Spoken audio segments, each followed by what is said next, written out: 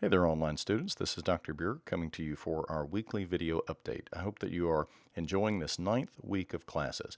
Pretty amazing that we're already this far. So we need to stay focused and stay on task so that we can really take advantage of the rest of the time we have in the semester. Keep in mind, in about a month, you're going to have some time off. You're going to have reading week, which is the week before Thanksgiving, and then you're going to have Thanksgiving week off. So if we can stay focused and work hard for the next 3 weeks or so, I think you'll really be able to benefit from having that break. I do want to let you know about something personally going on. My kids, as you know, are in marching band, and their marching band has been competing in different UIL competitions, and they have done well in the local competition. This weekend, they're going to compete in the area competition, and if they do well there, we then go to state, which means a trip down to San Antonio. So we're pretty excited about the possibilities. So needless to say, there may be a couple of days in early November if we are at the state competition that'll be out of pocket, but we hope the kids will do that. They've been working hard, and we're looking forward to seeing them do really well this year in those kind of competitions. So at any rate, you didn't log on to hear me wax eloquent about my kids' marching band. So without further ado, here's our material for the week. In NT104, you have a little bit of a lighter load at present. We are in the section of exegesis in Ephesians, and essentially you are having to watch videos and just digest in a somewhat relaxed fashion a lot of the exegetical issues that you've seen. The goal is to model the method that we have laid out for you. Now, notice that the first major exegetical paper is due on November the 6th. So you can't be laying fallow. You have to be continuing to work on that. Yeah, there's lots of work to do. You've got to add another TC problem. You have to add another word study. You have to add another validation problem, etc. You have to write a commentary for the entirety of the passage. So the goal is to continue to model the exegesis so that you can do it within this particular exegetical paper.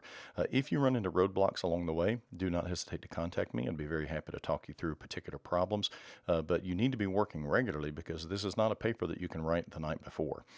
So please contact me with questions, but just keep working regularly and daily on getting that first exegetical paper ready. I've been teaching in the book of Zechariah in my adult Bible study class at the church where I attend. And there was a really great lesson the other day that I wanted to just review with you because I think it's fairly applicable to where we are in seminary.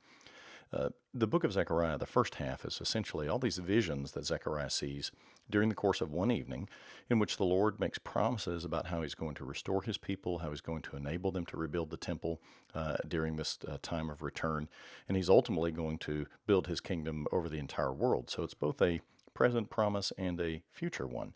But one of the key people that he makes a promise about is Joshua the high priest. There's a really great scene. Let me read a couple of passages to you and then talk to you about them. I'm looking at Zechariah chapter 3, verse 1. Next I saw Joshua the high priest standing before the angel of the Lord, with Satan standing at his right hand to accuse him. The Lord said to Satan, "May the Lord rebuke you, Satan. May the Lord who has chosen Jerusalem rebuke you. Isn't this man like a burning stick snatched from the fire?" Now Joshua was dressed in filthy clothes as he stood there before the angel. The angel spoke up to those standing all around, "Remove his filthy clothes." Then he said to Joshua, "I have freely forgiven your iniquity, and will dress you in fine clothing."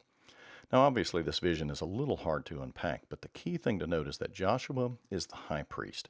The high priest had to have proper clothing in which to serve. And as Satan is standing before him, he basically accuses him of not being fit for service because he says that he was dressed in filthy clothes. But what's interesting here is that the Lord's response is both personal and practical.